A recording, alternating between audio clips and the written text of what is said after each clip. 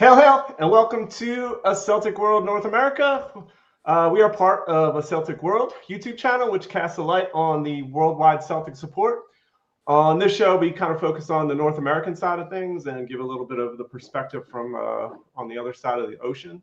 So as the show is titled, Preseason Has Begun.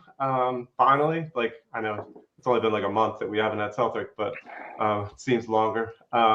Friendly in Ireland against Shelburne yesterday, got the season started off. It's, impossible to glean much of anything off of early friendlies like that, other than just it's a chance for guys to run around a little bit. But it's great to see the hoops, back out there. A little bit more news in the transfer market this week, which is a welcome sight. So let's dig into it. We have two new guests with us. So I want to first say hi to Chris. Chris, how we doing? Hail. Doing all right. How's things in Tennessee? I love your new shirt, by the way. Thank you. Everything's okay. Just a long day at work and ready to digest some Celtic. Yeah, as always. Wednesday night tradition now. So. Yeah, exactly. And then first things first, welcome Patrick from the Pittsburgh CSC. Patrick, how we doing? Hell, boys. How we doing? It's good to have you on. We have Sean's on with us. Sean Finn's on with us all the time. Yeah. So it's good to get another Pittsburgh voice on here.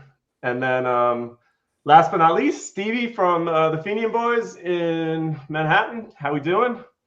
Great. Absolutely brilliant. Sean, super excited for the new season with those 20 signings we've got, right? Right ahead. So it's all good. But no, listen, thank you very much for having me along. Really appreciate it. Looking forward to this. Yeah, I know we've been trying to do it for a while, so glad we got to pull it off. But yeah, I know 20 signings. God, can you imagine? Like I said last week, we need to spend 50 million pounds, and I think everybody was laughing at me. It wouldn't happen, but I feel like it's almost a must. But it's funny how it adds up like that. I know, and especially if we lose guys. But we'll jump into all that stuff later. First things first, let me throw up some of the comments, and it's a lot of our familiar faces. Hail 420. Steve from Jersey Shore CSC. Milky Moo. Cassandra. It's all our usual faces. It's great to have you guys on, and Dexter. So, like I said, we have two first-time guests with us. So typically, when we have first-timers on, we want to try and kind of gain some knowledge on how you guys got into Celtic, because everybody's got a different story, and you could probably tell from accents on here. Like Stevie found it differently than Patrick. So I'll start with you, Patrick. How did you come about to following Celtic? Well, I've been kicking the football around since I was 5. Played soccer most of my life. I took a little bit of time off in college, played in adult leagues and stuff. So when I was a kid, I used to get Soccer Digest and learn about some of the teams. And then one of the cool things was seeing all the jerseys. And so obviously, it's an iconic jersey with, how do you not love this? Fall in love with this immediately. So I always thought it was, pretty dope. And then as I got older and, the internet came around, we were able to really learn more about what the club was about. And I got to really understand about, the charitable aspect of the club. And as I, became a left-wing commie, I became more knowledgeable in how it is a kind of a working-class leftist club. And so that's always been a big thing for me. And then when I got out here, I didn't really, when I moved out here from Philly area in 2016, I didn't really know a lot of people. And my girlfriend was like, you need to go out and you need to go some of these pubs and watch soccer. And my neighbor and I went down to our local pub one time, right around COVID. And I ran into Clinton Clegg, who's the vice president of Pittsburgh Celtic. And we struck up a conversation and we were talking and he was like, hey man, do you like Celtic? And I was like, yeah, man, I like Celtic. I know about Celtic. And he's like, oh, you want to come watch them play? And I was like, yeah, sure. I'll come watch them play. And he's like, yeah, all right, tomorrow morning at 7. I was like, oh, okay. All right. And that was kind of what really got me all the way in here with these guys and with this club. And, but here I am. I mean, I support a ton of clubs any leftist club, any working class club, I'm a supporter. So yeah, dude, love it. And we're always, like I said, we have Sean Finn, who's the president of your club, on all the time, and I'm always, praising him and all you guys for the job you guys have done getting that, up and running so well in this is 6 years, 5-6 years that you guys been Yep. up and running, and like you guys do an amazing job, and like just seeing your guys' pictures like every week. You guys just pull in great crowds, no matter what time, no matter who no matter who Celtics playing. Like, so it's. I can't speak. It's I can't amazing speak to enough see about the community that we have out here, of just like really great people. And there's like proper Tims, expats, and then there's a lot of new people that are kind of fresh to like, European football. So we're just pulling them in, kicking and screaming, and we, it's all about that crack. Like, we have a great time, and that's what it's about. And so that's part of what keeps everybody coming back. So we really appreciate all the people that come out. It's awesome. Mm-hmm. Oh, that's great. And then, so, I mean, moving on to like, Stevie is the president of the Fenian Bhoys, who's probably one of the older clubs in the United States. So kind of different perspective that you would bring. But like, Stevie, how did you get into Celtic? Yeah, so there's a couple of things about that. Before I kind of go into my background, I've got to call out the Pittsburgh Supporters Club. Paddy and Sean have become good friends with Sean over the last couple of years as well through the Celtic network. And I have to say, that club, they're all great clubs across North America, but that club are the role model club going forward for the future, because we can't just assume that Celtic supporters are going to kind of grow out the trees, right? We have to ensure we sustain the support going forward, and you guys have done a fantastic job, unbelievable. Started from nothing a few years ago, so I'm forever singing your praises. And when I'm back home and telling people about the Pittsburgh Supporters Club, you've done a fantastic job. And I say role model because we have to ensure that all of us play our part in building sustainability of Celtic and the support going forward. So great job, guys. Yep, appreciate it. Well said. Absolutely. No worries. So my background, so interesting. Celtic. So I was like one of those ones who was born into Celtic, didn't have a choice. I'm glad I didn't have a choice. I probably would have got it wrong if I had a choice. Interesting story. So my grandfather was born 1922 in the Carlton in Glasgow, stone's throw away from St Mary's Church where we were founded. He was a Protestant. His father was a Protestant. His mum was a Catholic. They married. His family disowned him because of a mixed marriage back in the day. My great-grandmother died when my grandfather was only a couple of years old, and then my great-grandfather became an alcoholic and got taken away from my grandfather. So my grandfather was like 4 or 5 years old. He was on his own in the Carlton, put into a home, and basically the Celtic family took him into their arms and looked after him and brought him up in that area. So that's a huge part of my background. And wasn't born a Catholic, didn't come from a Catholic family, but I was born into Celtic as my grandfather was. So, and I love to share that story with people as well and tell them, because it's so important. And it's played a big part in my own father and the way I think about people, my values and everything else. It's that hospitality, looking after others coming to the house. So that was my upbringing. It was kind of strange because I went to a non-denominational school, didn't go to a Catholic school, obviously back home. So Monday to Friday, I was a dirty Fenian bee. And then on the weekends when I was hanging out with my pals, because I didn't go to a Catholic school, I was a dirty orange bee. So I couldn't really win wherever I went. It was quite difficult. But anyway, that was my upbringing. The second part of it as well is I grew up in the bar trade in Glasgow. So my mum and dad owned a bar in Sauchiehall Street. For any of the expats who've travelled here over the years will probably remember it, in the late 70s.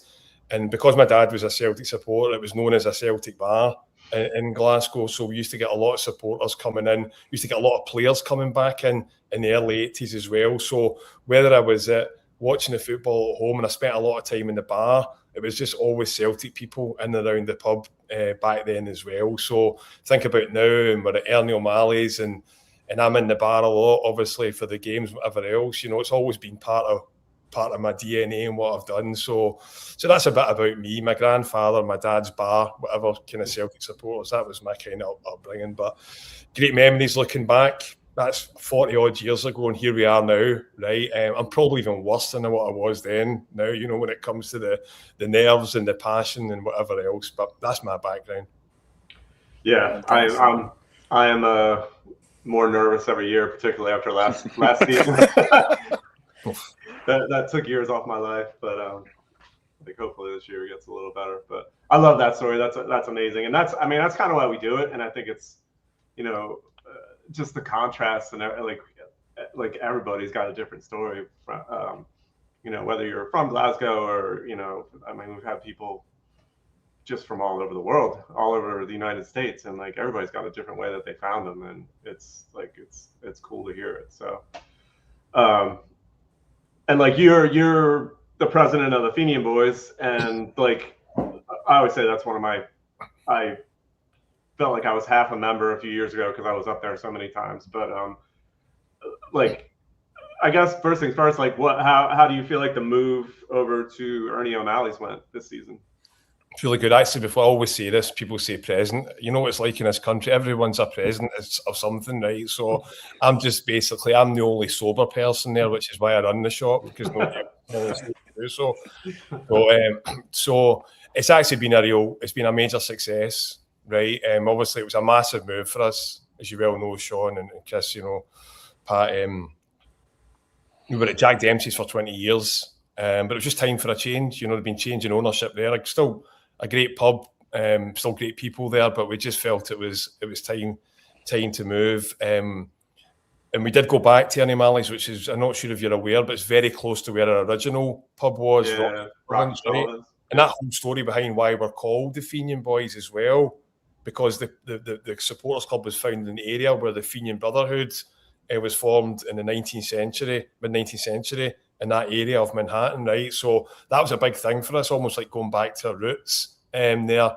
A smaller bar as well. Have you been in yet? I have not been in yet to the new one. I mean, like I said, I always end up in Dempsey's, like, just because it's so close to like where I'm going. But I sit at the bar with Kaelan and He just texted me 5 minutes ago. He's still in Jack Dempsey's, but he's bar, right? He's still about. So no, the move's been great, and here's a couple of things, right? And I love to share this as well with other supporters clubs. Is we've been very intentional in the last year again, and it's about building sustainability of the support. So we've got a lot more younger people involved in like running the club. So in terms of like payment administration, membership, charity, social media, it's all younger people now. Right, and they're you give them skin in the game. They love it. They take accountability, responsibility. It grows their confidence as well when they're younger. Given because it's not easy sometimes. I'm sure we all get different characters at the different supporters clubs, right? So we've been very intentional about that. And what's happened to them? They've brought their pals along. Maybe some people, and you think about the Pittsburgh situation. They've brought people into the fold who might not be into Celtic, and they come along. They understand what Celtic's all about, or what we think we stand for, right? And then they come on. So we've got a lot more younger people coming into the pub as well. So being intentional about it, and it's worked out. So that's been a very positive thing, right? That's been a really positive thing about the move. The second thing I would say as well is that when we were in Jack Dempsey's, probably more a 50-50 split in terms of tourists and maybe local people, moving slightly away from a tourist area into maybe a bit more of a residential area. It's only 10 minutes away. I don't know the exact numbers, but I'd probably say it's more a 60-40, 70-30 split, where it's more locals now. Now, we love the tourists coming, no doubt, but just having a little bit more the locals who are in every week, it kind of helps a bit as well. So that's the second thing. The third thing I would say is that, for our first year, we were incredibly fortunate last year, just the way the season went. I was speaking to Joe, the owner, earlier on. If we'd won the league with 6 or 7 games to go, you're maybe not remembering it versus, compared to other ones. But then even forgetting the last week, how many last minute winners did we have? When we're in the pub, everyone's sitting there going, oh God, we're not going to win. And the next minute, we're jumping all over each other. We're out in the street, absolutely berserk, you know. And then obviously the last week. So we've been there a year, but it feels like we've been there for so long. And we've got so many great memories, having only been there a year so far. So that's not something we were in control of, that part. But it's been absolutely fantastic. And, you know, looking forward to this season, guys. And I'm looking forward to you. Hopefully you can all make it along at some point as well. Yeah, I'm definitely planning. I had intentions to get up there. It just I'm in New York a lot. Like my son takes the bus. He goes to college up in Massachusetts and takes the bus up from New York, and we're up there all the time. It just never worked out where it was match day when we were picking them up or dropping them off. So hopefully this year we can make that work. But even if I don't, it's easy for me to get up there. I mean, I'm in Bucks County, so I'm like halfway, almost, not, probably a little closer to Philly, but hour and a half to get up to New York for me, as opposed to an hour to get into Philly. So it's worth it for me to make the trip up. I feel like, just to see you guys. And I used to love Dempsey's, and I had a blast in there. I always said I remember I've told the story before, but like it was the game where Edward scored to get at Ibrox with 10 men. I was out all night the night before with Robert Parker, and we were like, we checked into to Dempsey's at 4 a.m. and I'm like, I don't even know what happened from 4 a.m. to 8 a.m. where the kickoff. But like somehow I survived a night drinking with him, first of all, which is a challenge. But and then that game and the crowd, it was just an insane experience. And like, so you guys, you know, I feel like you've always done it right. So I can't wait to check out O'Malley's and see what the vibe is there. But we are fortunate. I mean, I say as well, we are fortunate in New York City because obviously there's a lot more people here. You've got the Irish connection, Scottish connection, so many people here and there. There's a lot of tourists coming as well. So, you know, our big thing is welcoming people in. It doesn't matter where you come from, you know, and it genuinely is. I mean, with the cliche supporters club, we're open. We've got everybody coming in, you know, and we always just try to look after people, make sure they have a good experience. We can never control the result. Unfortunately, we'll always apologise when we get beat. People walking away with maybe not so good memories. But I see we're fortunate in New York City. There's such a large population that we get people coming along. And I know that's the challenge for other cities where maybe don't have that. So we won't take that for granted. Yeah, and I love what you said, like kind of building it up through like a younger membership who are bringing people with them every week. And I feel like that's probably you, Patrick, too. I mean, and I feel like you guys, and particularly Detroit, are ones that I've noticed, like where you guys are just, it's like you have your core membership, but you guys I feel like you're always like selling it to friends, or, you know, bringing new people in here and there. And like, I know the Detroit guys use the USL team, the Detroit City, kind of to bring in fans of that team that they're hanging out with, watching the game with. Oh, you like come to what is it? Collect Bar, isn't it? Yeah. Collect Bar and watch the game with us, and it's just sucking new fans into the Celtic world, which is awesome. But do you feel like that's Patrick, like a younger, or is that an attempt by you guys, do you think, to bring in younger people, or sometimes it just happens, or whoever? yeah, I mean, sometimes it just happens that way. You know, we'll run into somebody out in the neighborhood somewhere. I think during the World Cup, a couple of people were at one of the other soccer pubs, and there's somebody there in a Celtic top, and they're like, "Hey, it's really crowded in here. Here's a picture of them." I'm like, "Whoa, who's that person? Did you talk to that person yet? Are they coming? What's going on here? What's their name? What are they doing?" So like, we're always like, you know, we're always on the lookout to like pull people in. And then I think a lot of it is just like word of mouth, like like people talk about how much fun they have and how much they enjoy it. And that's just like, all right, well, I want to check this out. Like sometimes like the match is a secondary thing, right? It's a secondary thing to like the community and everybody hanging out and checking in on each other and, you know, making sure everybody's all right. But yeah, I think, I guess, you know, opposite from a lot of clubs. We don't have a lot of like, you know, older Celtic fans. It's a lot of younger people who have picked it up. And that, thankfully, that's the culture now in the States. Is like when I was in my teens and when I was in college, it was impossible to watch a match. Like it's like almost nowhere to go to watch a match. So now it's available everywhere, and so people see it all over the place. So now you are able to bring in a younger group of people, and I think we're just trying to create an atmosphere where people want to come back and be a part of it. And I think we do a really good job of that. Right. Because there is the challenge of with it almost being too easy to watch at home that you don't go out to the club. Like, and I know I am a culprit there. Like, because I am, like I said, I'm an hour on a good day from Philly to get into town to watch games. And I know, like Chris, it's an hour and a half to get to Nashville. And I mean, like, that's just, for me, like it's unrealistic to work, 48 plus hours a week.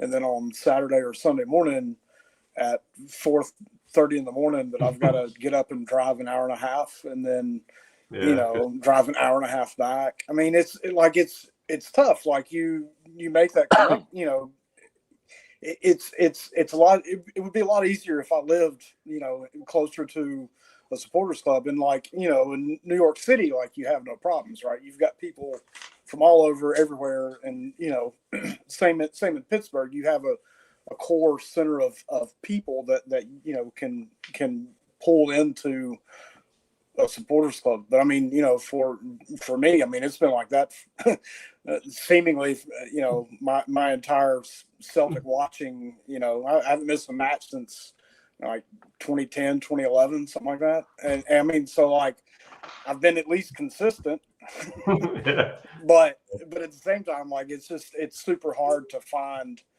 the logistics sometimes to make that effort an hour and a half back.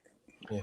Chris, other thing as well, and one of the other challenges, and I'm sure it's been the case out here for you again. I don't drink, right? I stopped drinking a number of years ago, so it means I can go everywhere. Whether I stayed close or far away, I don't drink, so that's no problem. One of the big challenges we've got here is, I take a few of the troops from around here, Jersey City, Hoboken, in early on, right? Make sure I get them in. Sometimes I get them home.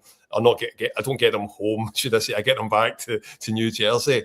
But here's the thing: I've gone in there before, and it's like 7 o'clock kickoff, like coffee. I'm only drinking coffee. I'm having nothing else. Get half time, no problem. Celtic pop up with a last minute winner. It's like pint of Guinness. Before you know it, 1 o'clock, they're hanging on to the the door. So it's difficult. That's a difficult thing as well, particularly folk with families, young families. They don't want to go and get drunk and then they're heading up the road at 3 or 4 o'clock and then they're in their beds on Sunday. So that's another big challenge as well. Agreed. Yeah, so, you're right. Some people won't come in purely because of that, because they know what will happen. Right. It's true. That's true. Yeah. Yeah, that might have been me once or twice, but but like Chris, you're probably as close as you've been to a supporters club right now. Like living in Bell Buckle, like when you were in Athens, like how close is like Atlanta? To get to Atlanta was still an hour and a half, hour and 45 minutes, and that's maybe if you don't hit any traffic. I mean, because like I don't know if any of y'all have driven through Atlanta, but it's not the easiest to drive through. Like there's 16 lanes of traffic on I-75 and I-85. Like it's a legitimate like concern just driving down there to go shopping at IKEA or whatever, right? Like it's one of those things that like if you're going to make the commitment to be a part of it, like you need to at least be close enough that like it's a 5 minute, 10 minute kind of thing, and that's harder to do for a lot of people just because of the remoteness of everything. I mean, it's like 10 to 15 minutes for me to drive to a gas station where I'm at. So I mean, like I'm legitimately, out. So I can vouch for that. I was at your house. You are in the middle of fucking nowhere. Yeah. It's a great little spot though. I love you. Yeah. It's nice once you get here. Yeah. Till the train goes by, we'll probably hear that. We'll hear that in a little bit. I think we're due. Yeah, but so like I said at the beginning, I mean, moving on to, I guess, Celtic news, like, and I feel like we've been doing this for what, Chris, like a month now, almost after the season, probably a month. And there's almost been nothing Celtic-wise to talk about, so it just becomes us bitching about Celtic not doing anything. So to finally have, not even that's a ton of news, but like first things, I'll go to you, Patrick, first. Bringing back Alex Oxlade-Chamberlain, how do you feel about that? Do you think that's a good move, like, for the club? I didn't care about it then, and I don't care about it now. Yeah, I'm kind of the same mind. He had a goal, and then he found his way to the bench, and he didn't play a lot after that. So, it's either a fitness or something else that is keeping him, hovering around Bernardo. So, it was one of the easiest things they were going to do, but it's like one of the least impactful. Right. The easiest thing should have been re-signing Sirachi, but I digress on that. Signing, but just getting a permanent transfer for him. He wanted to be here. He fits. The club, their club doesn't want, his club doesn't want him. You could have offered them $1.5 million and just, dealt with this months ago, and the fan base would have been happy because we like the guy. But we can't even do that. So it's it's frustrating. Stevie, how do you feel about bringing Oxlade-Chamberlain back? I mean, I'm okay. It's not one that's got me out singing and dancing in the streets, to be honest with you. I can't remember the last time it did, but and this is the thing, I'd heard that was one that wasn't happening a couple of weeks ago, so that was actually my biggest surprise of all. That I'd heard he's a young family, they wanted to be closer down south, whatever. So when that got announced, I was actually quite surprised. But no, I mean, it's really difficult to comment. I mean, you want to try and be positive around it. Getting a pre-season with us is going to be something different. That wasn't the case because clearly didn't have the legs, right? In some of these games, I think the game at Ibrox, they played Ibrox, and he did. He kind of struggled a bit getting around the park, if I remember rightly. Then after that, he kind of seemed to get less and less minutes on the park. So yeah, that might be a positive. I mean, Martin Neal touched on it yesterday, the other day. He's like, he's not old. Like in terms of football, he's like, what is he, early 30s, right? So like 33 now, I think 32, 33 probably. Yeah. I think. And again, yeah, but he's been playing for a while, so there's a lot of mileage there. Yeah, and he's never been a guy who's been fully fit. That's a problem. So. Obviously, but the one thing I would say is just, and I am trying to be positive here, right? is that we have to remember that he has got a winning mentality.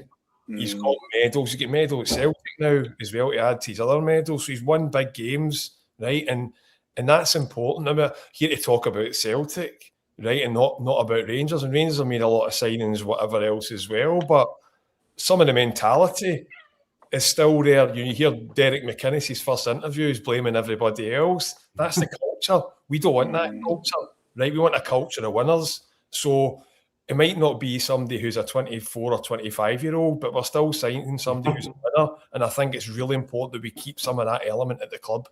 So positive.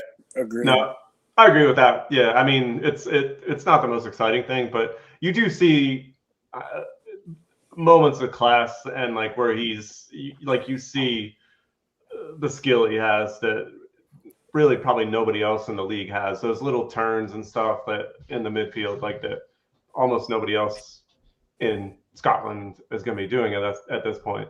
It's just a matter of can he do it for longer or for more time on the pitch. But like I agree, having winners and in the side, and that's probably 100% what got us over the line this last season, was having those guys like who have done it before and knew how to pull out, like Stevie, you said, all those late winners. Like that's not a coincidence. Like it's those guys like that make it happen. And it was the guys scoring those, like Oxlade-Chamberlain had the goal at Livingston, and or it was Livingston, right? And like Iheanacho had a couple late goals. Forrest had a late goal. Like it's McGregor had a couple. There's another one. Where's he at? A guy that we would love to see healthy, and the board we're not making a move for him. And also, I think he kind of wants to be here. I think he could pop up in Turkey, but I think he wants to be here. And that's a strange one. In the actual Paddy, it's a strange one because we were. It's like if you're a free agent, and again, he's a type of player who needs a pre-season. We need to, if he's got fitness, we need to get him fit. So why is he not in the door just now? What is it? This is part of it. Like, we're never going to understand every single transfer deal and what goes behind the scenes. But our big problem as a Celtic support in the last 18 months is we don't know what's going on. The communication's so bad. We end up just drawing assumptions from it all the time. That's our number one. And sorry, I'm speaking for myself. I do think from speaking to others, it's the same situation. It's the not understanding why it causes the frustration. See, if we understood, that would be okay to an extent. But it's the not knowing, not understanding why, which causes chaos. I think if you look at it, we have what, 3 strikers now, where it looks like Duran is coming in the door. So if we have 4 strikers, do we need Iheanacho, a guy who could barely give you 30 minutes? I mean, the 30 minutes he gave you was quality, but if we have 4 other center forwards, do we need a 5th? Yeah, but I totally agree. And you would think maybe that's the situation why I'm not signing. But clearly Martin O'Neill said today that he does want to sign him. Mm-hmm. So it just... Yeah, I think he makes more sense than bringing Oxlade-Chamberlain back. I think he fits more of a purpose in the Celtic side. I think Ox is probably going to be used more as like a squad rotation. Like he can give you at least 30 minutes,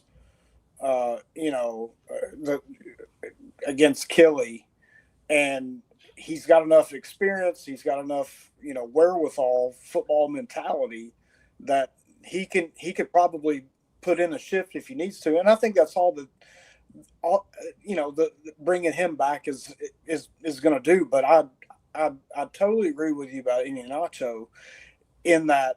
Like I would much rather go ahead and get him signed now, get him a full preseason, because I genuinely think that he can at least give you 60 minutes. Now, I mean, I don't think that he's going to be, week in, week out your starting center forward, but I think that he at least will give you a different option, and it's just you hit the nail on the head, Stevie, with the non-communication is what causes frustrations for all of the support, for all of us that are arguing on social media for, why is this and why is that? I mean, if somebody would just come out and do an interview where they said, these things are happening, boom. And everybody would be like, good job, Celtic. Yeah, but if there's anything last season proved, it's that they don't care about. Exactly. They don't really care about the support. They just want us to buy the tickets and the merch. And I say that, I hate to have to say that, but the bigger issue is we're working around the edges with guys like Iheanacho and Ox. Those are not the things that I care about when I'm talking about like the summer window. We have 3 or 4 players that have their heads turned out the door. And if they're going to go, they need to go. And I totally agree with San Fran Celtic. Those wages could be spent on a young player that can play, especially a guy like Iheanacho who's going to make bigger wages, and Ox who's going to make bigger wages because they have the pedigree. We could be spending that money on younger players that are fit and want to play and are going to develop, and then also maybe down the line can turn us a profit. And the issue is we have all these players that are almost 1 foot out the door. And if we moved a bunch of these guys, we could pocket 40 or 50 million pounds. And then, you could turn around and spend 20 or 30 that on guys that could produce.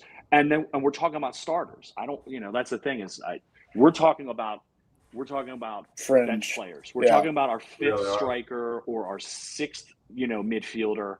And what, we really need to be doing is, bringing in ones. getting number ones and moving on the dead wood. There's a lot of players that need to go. And I hate to have to say it, but I think that, I wish the board would be more ruthless in that regard, that, we move some of these players. If it's true and Maeda wanted to move a year ago, get him out. Get him out.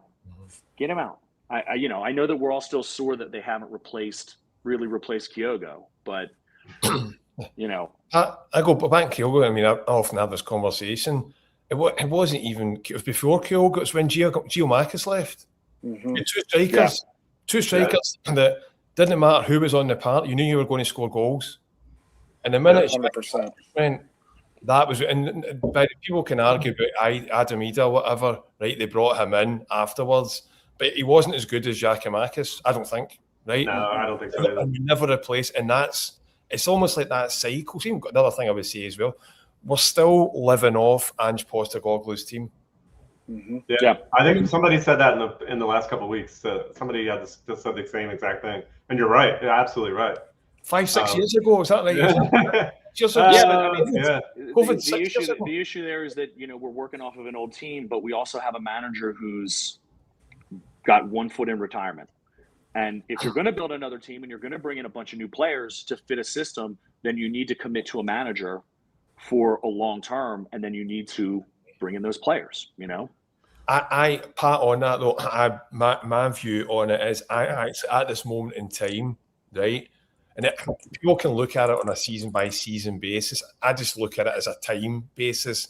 Martin O'Neill was the right man for the job twice last season when he came in, the first time and certainly the second time, right? And here's the thing, nothing else has changed at the club. Mm-hmm. Right? So he's still the right person for the job, because you bring in any unknown or somebody with less experience just now at this point in time, they're having to deal with the toxicity at the club, right? And it's still there. It's simmering, it's starting to simmer again, right? They're having to deal with that. They might not know the club, the inner workings. They're having to deal with all the carry on with upstairs, the lack of transparency, what's going on with the board, Dermot Desmond, the rest of it. To throw somebody in to that just now, I think would just be an utter disaster. We'd be as well shutting, just all of us saying, we're not going to win anything for the next year or two, and we're just going to have to hang on. Mm-hmm. Martin O'Neill, for me, brings in any change, you always need some type of stability. He's the only stability for me, and that's why I think he's the right man for the job just now. But I totally agree with you, and I think Martin would say the same himself. Like, at some point, we need to be looking at somebody who's maybe not at that stage in their career, right, or later on in their lives, right. We need to be looking at somebody a bit younger, but I don't think that's the right time just now. I don't think we have enough stability. And by the way, it's him, it's Martin O'Neill. He's got more credibility than anybody. The first time in my life, I would say, I do not think there is anybody better for the job, anybody, than him right at this point in time. But I hope it changes, because I hope all the stuff, the structure around the club changes that allows us to go and get that next person. And that's not like 3 years from now.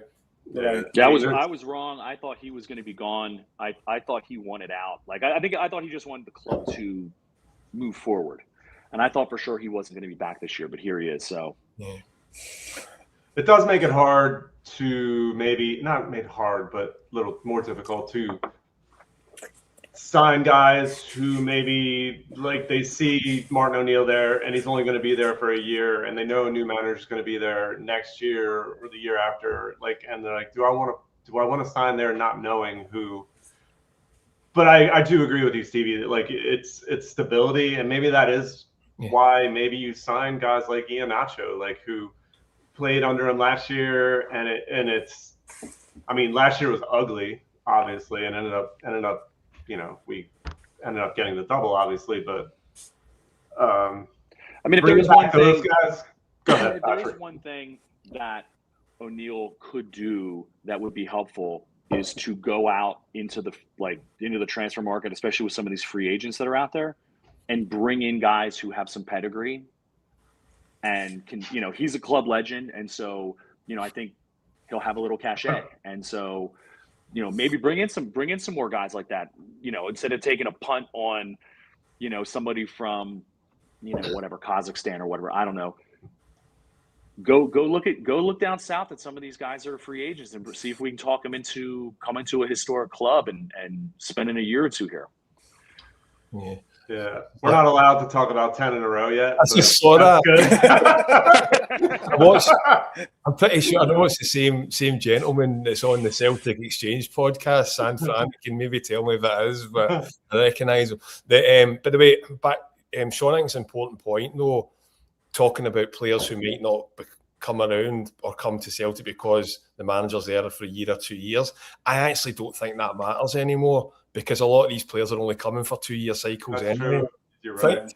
Times have changed. It's not like 20 years ago, I'm going to sign for, I've got 4 or 5 years, I'm going to see it out. If somebody's coming to Celtic and they're going to be a success, by the way, bye-bye to us after 2 years. Mm-hmm. They almost want to leave. Like, they want to have a great season and then, all right, I'm out the door and moving to a bigger club next year. So you're right. That is true. And this is true from Andrew, like 100%. And this is part, like, going back to what you said, Stevie, like, it's the change in the structure of the club where we're ready to act on, like, before guys leave, we have a list of players lined up who we're going to go after, and we do not have that. And you see it right now, even like with the move for the Colombian guy Duran, like it's probably like been going on for a week or two. Like, and if I feel like guys need to be identified early, that they're in the door earlier, and you saw, and it happens every summer, even in the January transfer window, we wait till the last minute and go back to, like, I know the Wilfred Nancy was like a debacle, but like it seems like it took 3 or 4 weeks to get that over the line. Like you heard he was coming for a month, and like if he would have had that extra month, would that have changed things? I don't know, but like that's it, I feel like they're just slow to do everything. And the glacial pace is really brutal. What's that, Pat? I mean, I said the glacial pace with which this board moves is just brutal. I mean, well, here's an example of a guy that we kicked around. This kid Alfie Devine. He's a midfielder. He plays at Preston North End. We just go back to being long-term admirers FC, where we like this kid. He's 22. He's young. He fits the profile, and we wait and we wait and we wait. And then Spurs just move him to Preston North End for good, and then gone. And now we're back to being just long-term admirers FC. And, we have to do more than that. You know what I mean? Like, get those deals done. And it's just it is a board full of dinosaurs. And so it's tough with that, Again, that's a bit we just don't understand. Is it whatever? I just don't know what's going on. We can't understand all this money sitting there. Yet we're not. I mean, and Paddy, you talk about, what do you refer to as FC? I quite like that. Long-term admirers. Long-term admirers. So you go back to John McGinn, right? We had him. We could have come to Celtic, no problem at all. Young lad at Motherwell 2 seasons ago. What's his name? He's gone abroad.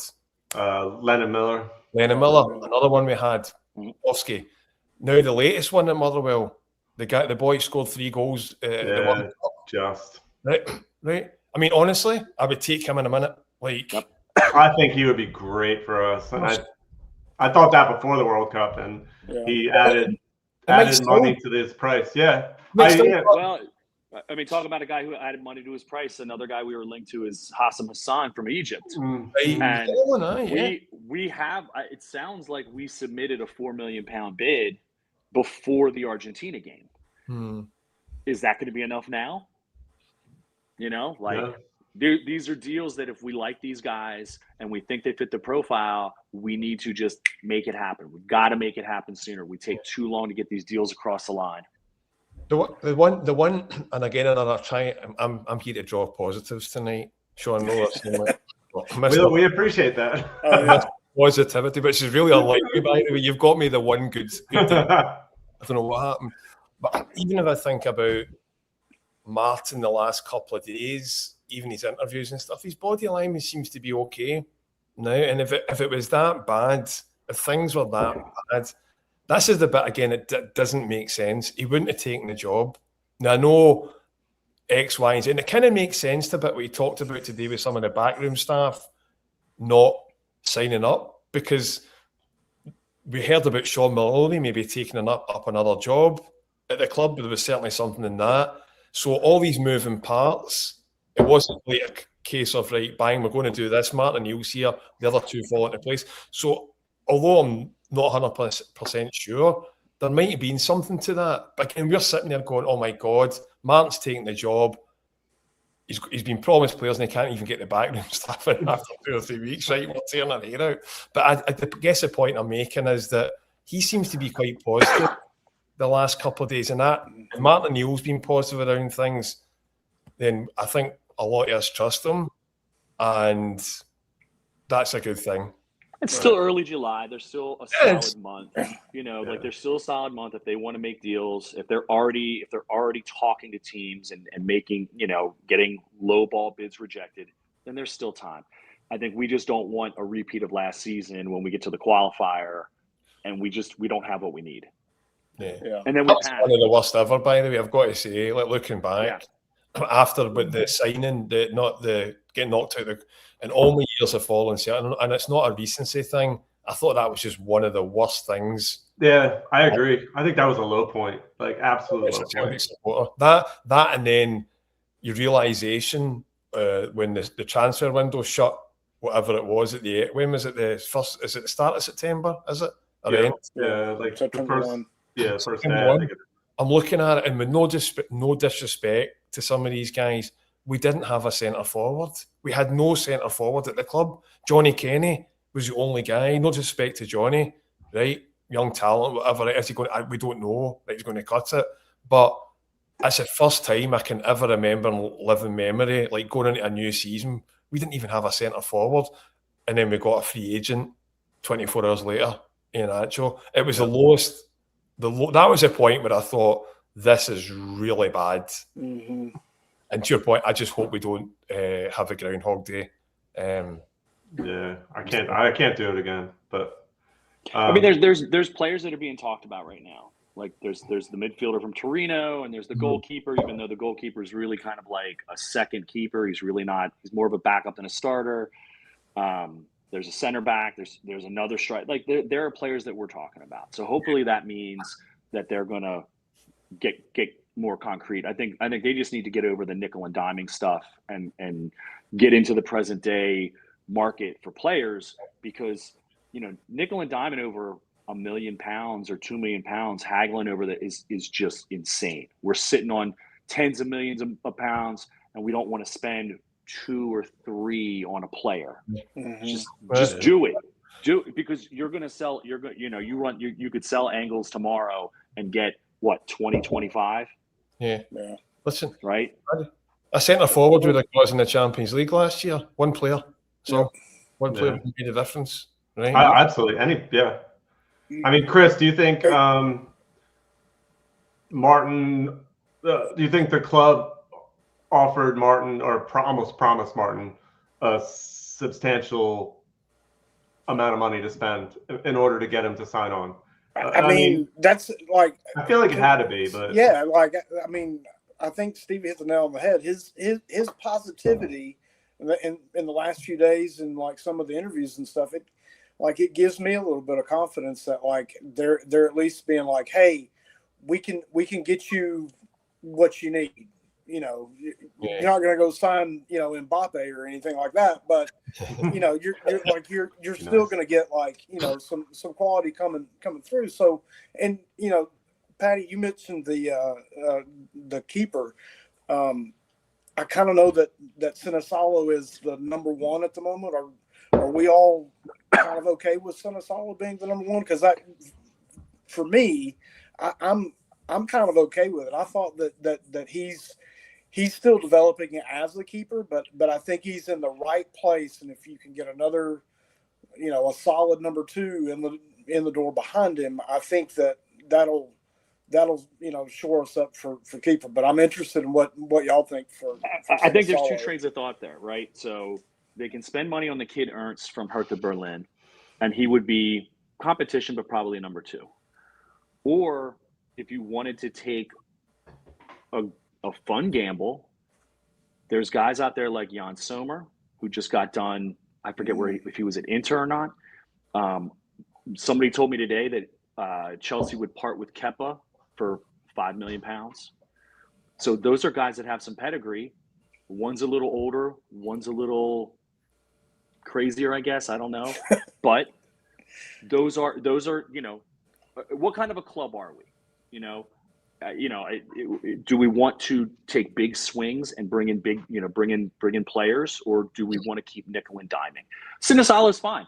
He had a couple of mistakes, but he was largely composed most of the season. I don't think anybody thinks that that's the worst thing. We do need at least another goalkeeper on the roster that has some, ability. But like I said, there's stuff that we can do. I think they just, we got to give them a little time to make it happen and see what shakes out of it. I'd be fine if Sinisalo was our number 1, as long as we're addressing, the midfield, the wings, the backs. I mean, we have so many holes right now that need to get filled up. Like number 1 keeper is not necessarily a concern, right? Yeah. Go ahead, Stevie. I was going to say, I'm going to be negative now. Sorry, I've done this whole thing now. Like, I don't know, since I've moved to America, I've just line people up for what I'm going to say, right, so they don't get pissed off on me. But here's the thing: I'm talking to the goalkeeper, and just more broadly across the team. I think the bar's been lowered in the last couple of years. A couple of years ago, we wouldn't have been talking about Sinisalo. I know he's come in, he's done a good job, but our bar as a goalkeeper was Joe Hart, and it was Schmeichel at the top of their game. I know they were experienced veteran goalkeepers, but Sinisalo was not at that level, and the 2 of them are playing at the best. And now we're accepting that. Now, if you go back, and all people always go back to that Bayern Munich game where we came close to getting the result under Brendan Rodgers, right? You remember at that time, there was only really one position in the team that we, as supporters, we thought, that's a position that really needs strengthening. Do you remember what position it was? Be center back probably at that point. No, left back. It was Greg Taylor. You're right. Everybody was fine with the whole team. I forgot about him.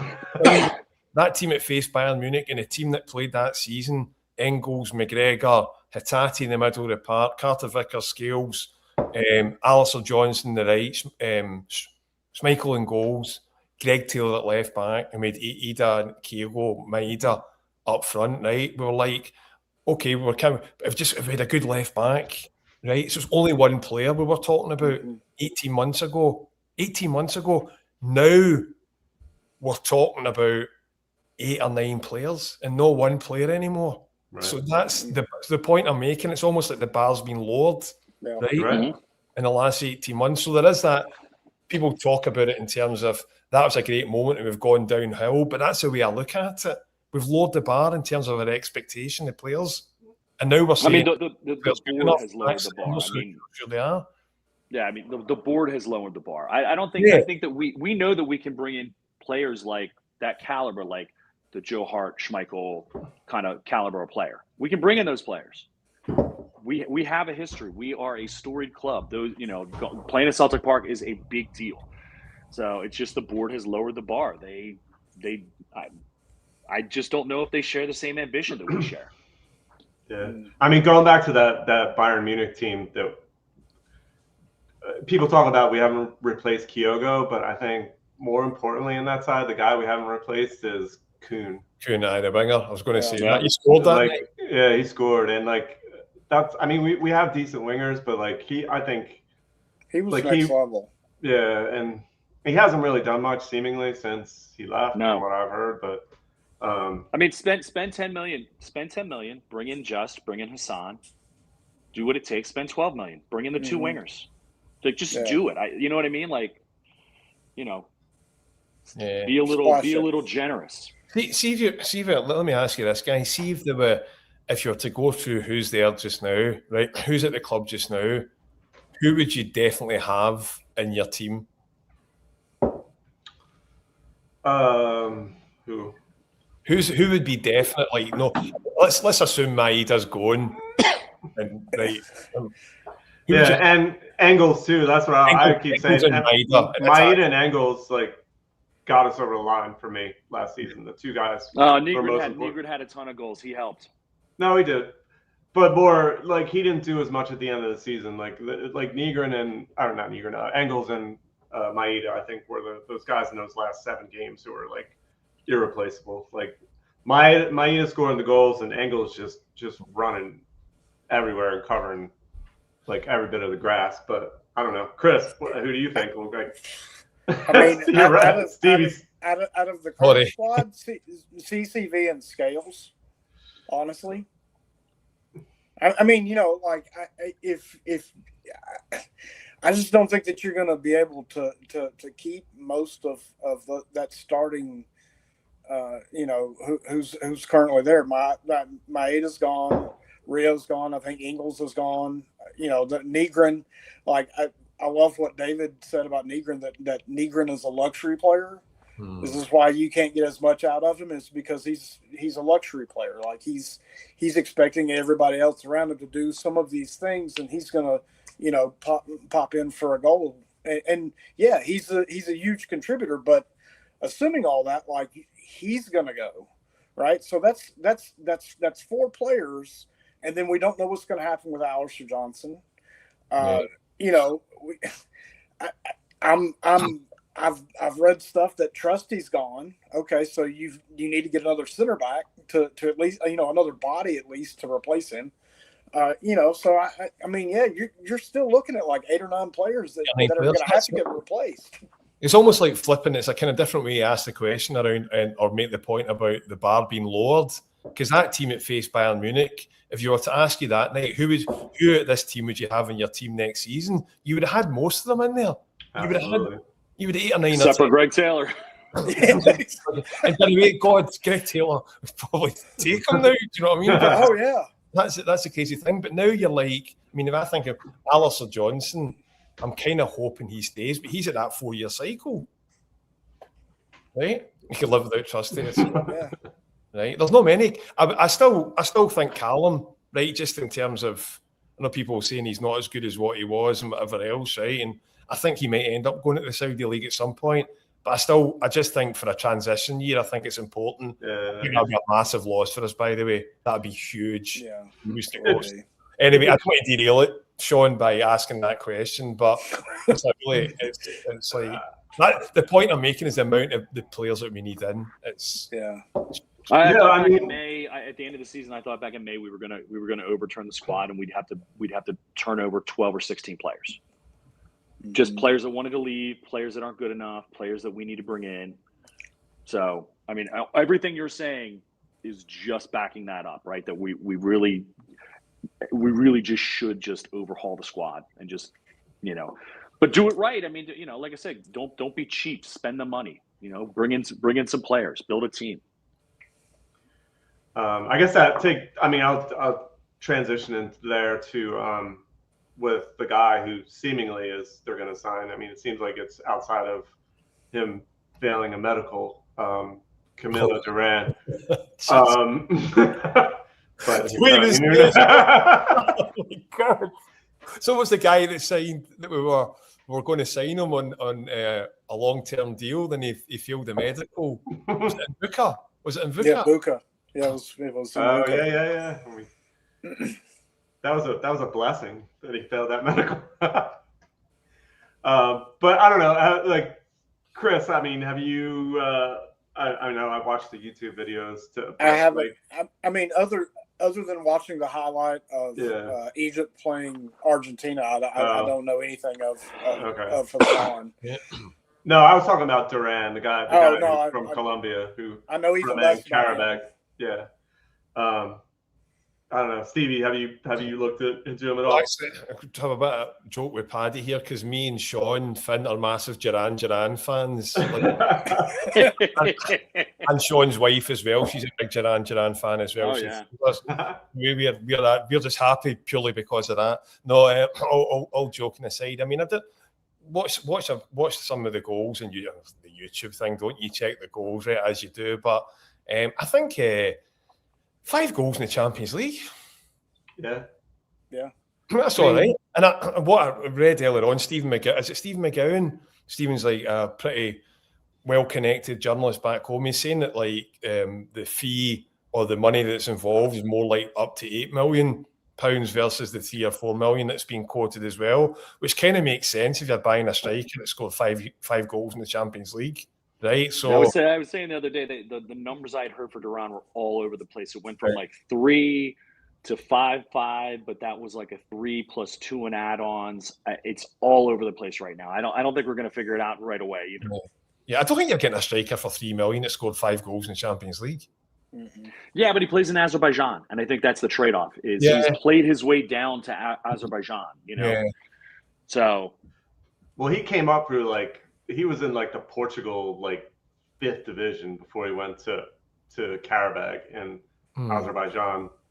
So it's an odd kind of way his career has gone, but I don't know. I listen to I'm a big Huddle Breakdown podcast, and so James from the Huddle Breakdown did a little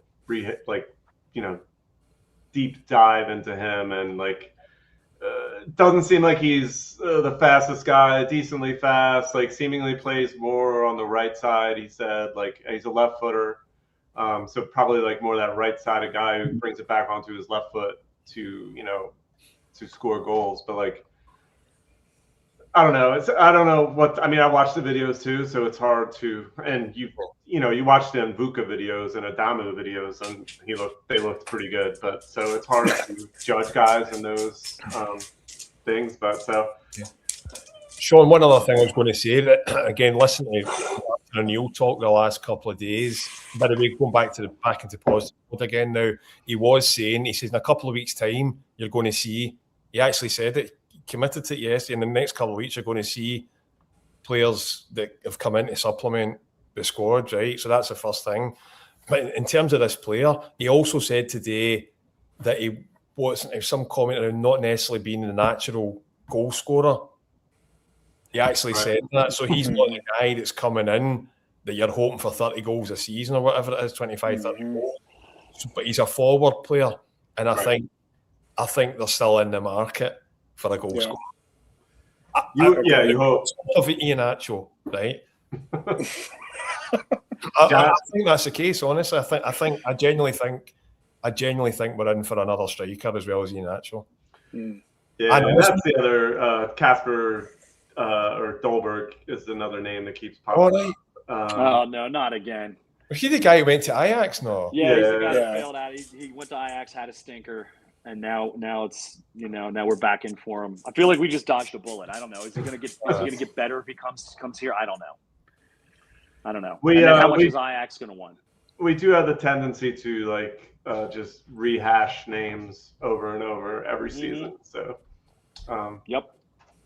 That is I think a problem. But yeah, so I mean, I guess remains to be seen on the Camilo Duran guy from Karabakh. But like Stevie, you said 5 goals in the Champions League that's nothing to sneeze at. And I think Karabakh has been a decent side over the last. I mean, I remember we played them and struggled against them. So that was years ago, but. So I don't know. Any other names are you guys seeing that interest you transfer market wise? I mean, no, I want Sirachi. We need Sirachi done. I think that's just a fucking no brainer. That needs to get done immediately. The winger. I like the wingers. I would, if we're in for the wingers, just get all in for the wingers. If we're going to overpay for Duran, just overpay for the wingers. Get it done. Yep. You know what I mean? That solves the problem, and I don't have to worry about Jota. I don't have to worry about Yang. It just solves these problems. One thing that's going to be interesting is the impact of Maeda leaving is going to have on the team because of his ability to press from the front. But not just that, but when he does it, the others follow suit. They see him doing it. So he almost has that knock-on impact on the rest of the team in terms of his work rate. So does that mean, with him going, does that mean that we change our style somewhat in terms of how we play?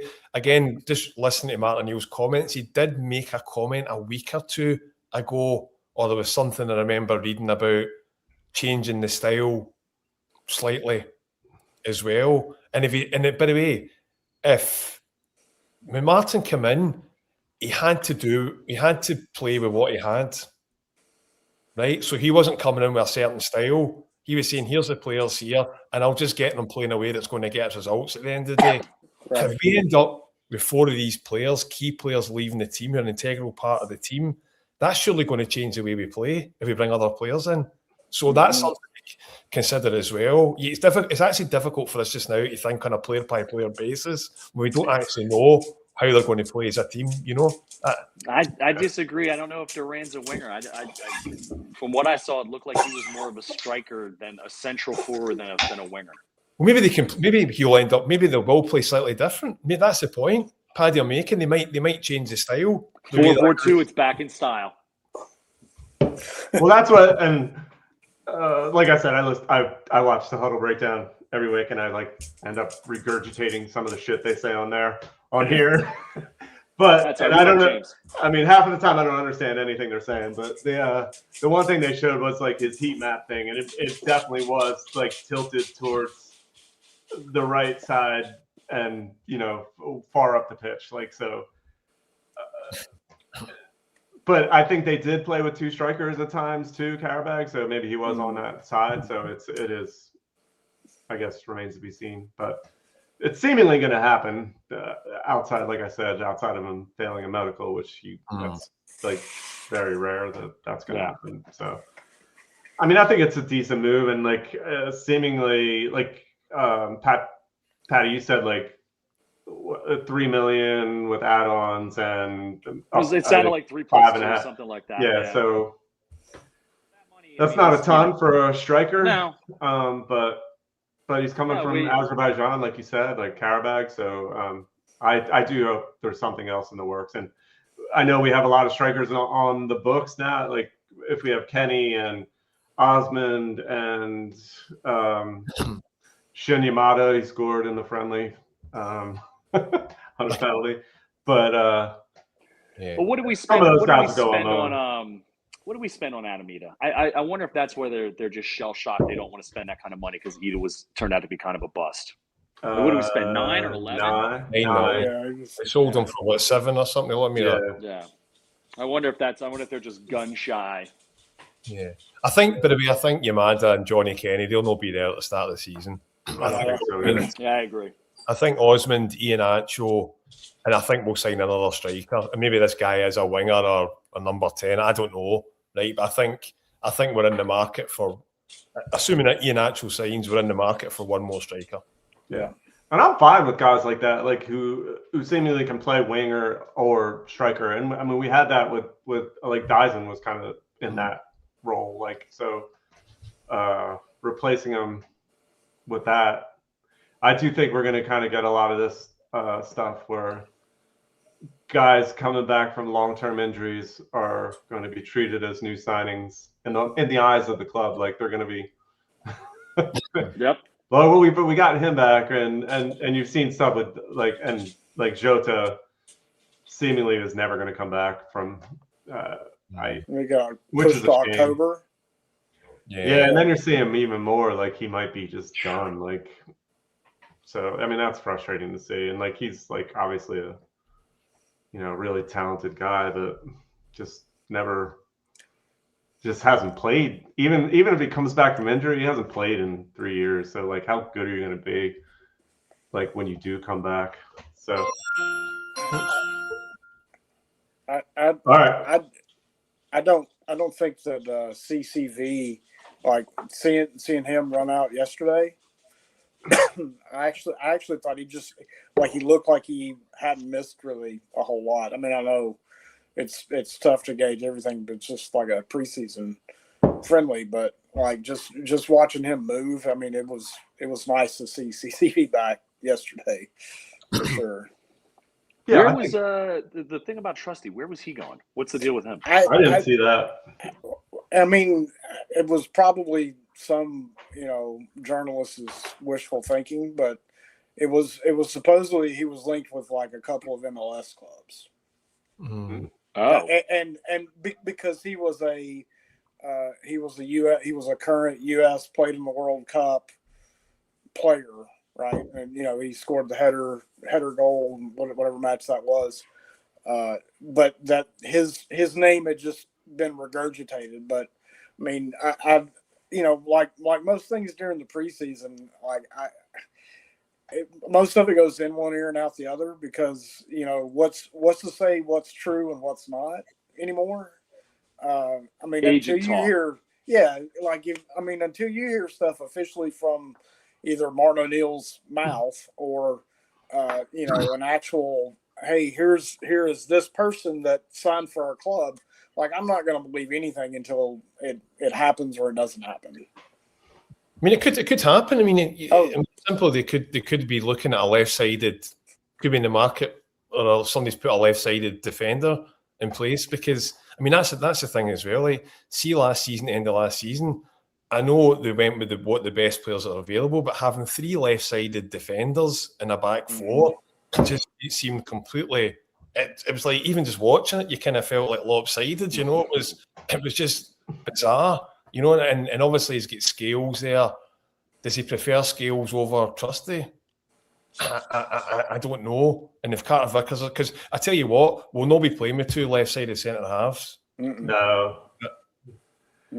I felt like at times we looked better with that Arthur kid, like where we were more balanced with him on the right. And I don't remember like at the time if anybody was hurt, whether it was Trusty or Scales playing with him at the time, but like.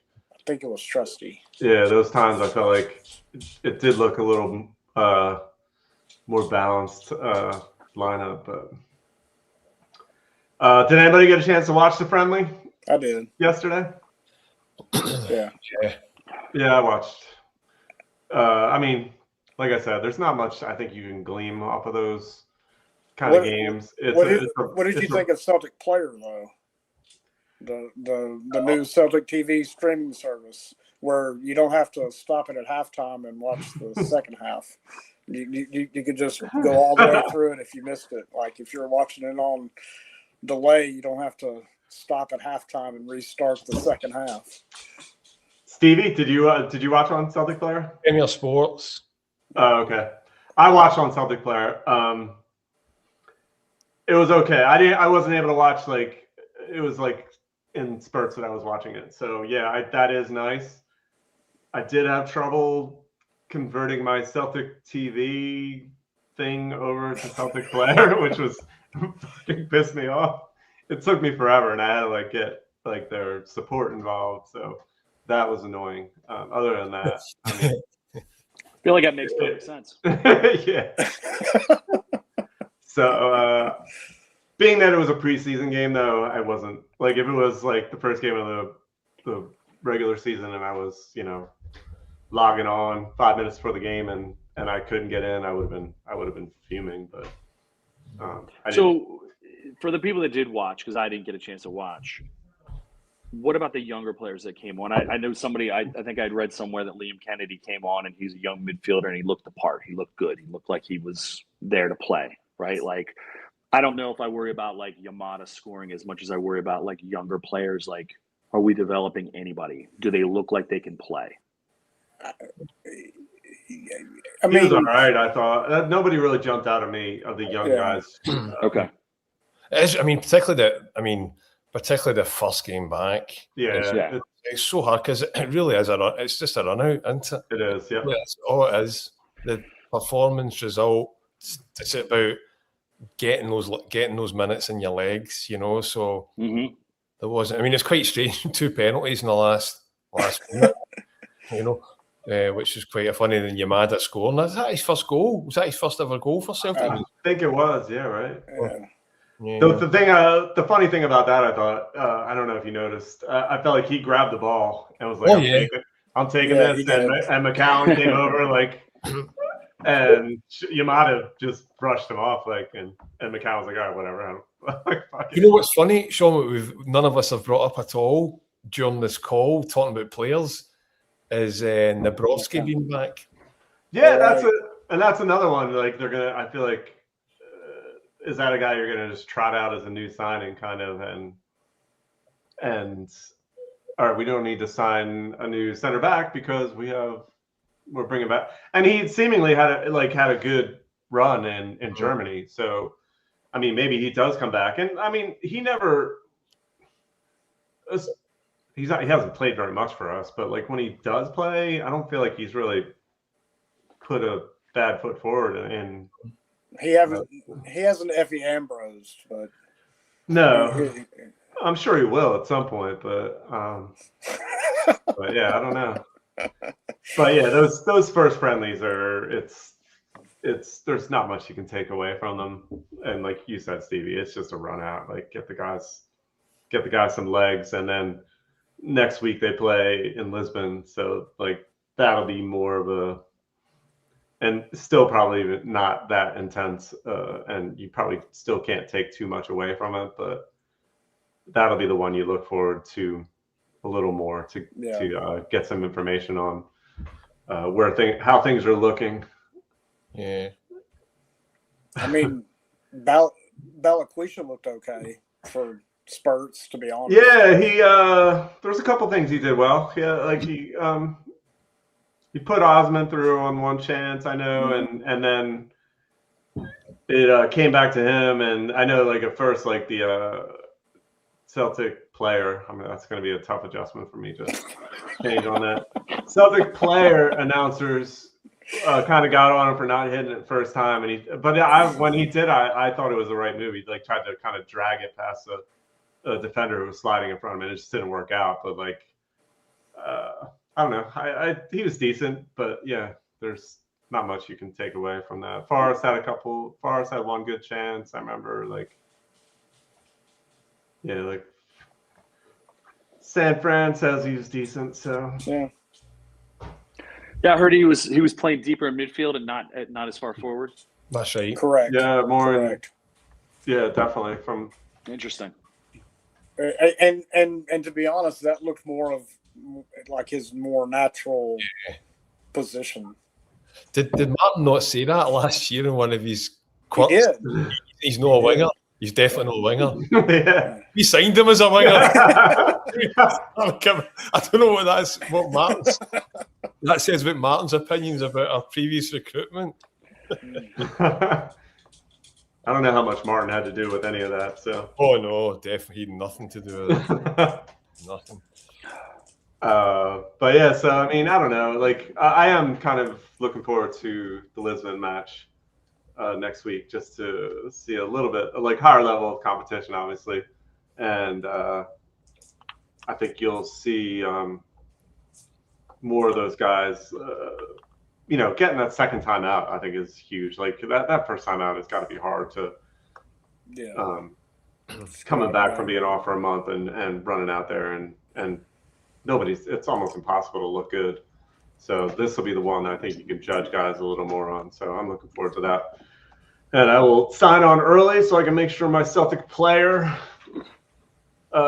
is working a little better. This is my first season that I've had it in the preseason. I usually I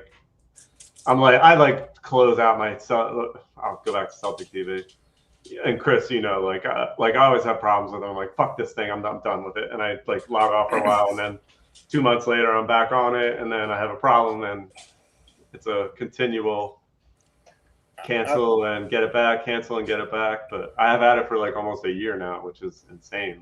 I mean, going back to 2012, 2011, when Celtic TV, when I finally made that switch, it was after the fourth, maybe fifth laptop I'd burned through after dodgy streams.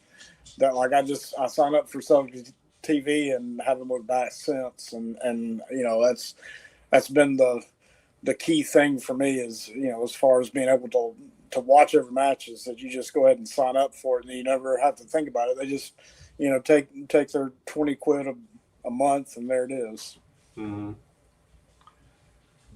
I guess one of the kind of last thing I want to talk about, and I mean, it's kind of a broad topic going into the World Cup, because I think I know Stevie, both you and Patty, you were in Philly last weekend for the France-Paraguay match. Last week we had David from the Plowboys and Ben from Cayman Islands CSC on to kind of go over the Scotland in Boston and Miami, more so the just vibes around it, and Stevie, I know you were there too, so Stevie, were you in just Boston? You didn't go to Miami, did you?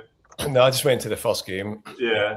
I mean, what was the experience like in Boston with Scotland, and that was in Haiti, the Haiti match, I guess, that you went to? Yeah, I mean, it was absolutely incredible. I kind of, the World Cup this year's been good, right? But I didn't actually watch a minute of the last World Cup. I refused to watch it. Just you work it out for yourselves, right? Or the carry on that goes on. And I'll be honest, it's more broadly the way football's gone in recent years. I just really watch Celtic, to be honest with you. And it's back to the community. It's as you get older, maybe sometimes it becomes more about the community than the match itself, So I don't watch as much football, and as I say, I refused to watch a minute of the last one. I went to this one because I thought it was only fair for my kids who are into football as well, that they'd have memories. They've lived here all lives, but they were born in Scotland, so they're quite patriotic, and to give them the opportunity to go and watch Scotland play at a World Cup. So I compromised my values, whatever, to go along and take them.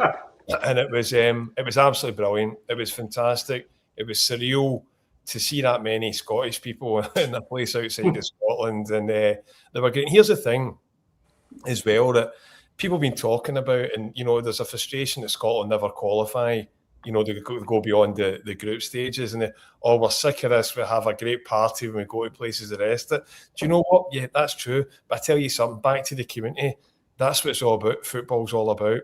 The Scotland fans, the Norway fans, your Cape Verde fans, your Ards, all those different fans coming together. When times are hard, the world, everybody's falling out with each other, right? And it brought a lot of happiness back to people, right? And I think particularly, certainly where I stay around here, it's amazing how many people have actually taken to watching the news. They might not be into soccer, football, or whatever, but it's actually, I thought for a number of weeks I was just living in a bubble, and it was just coming up on my Instagram feed because of AI.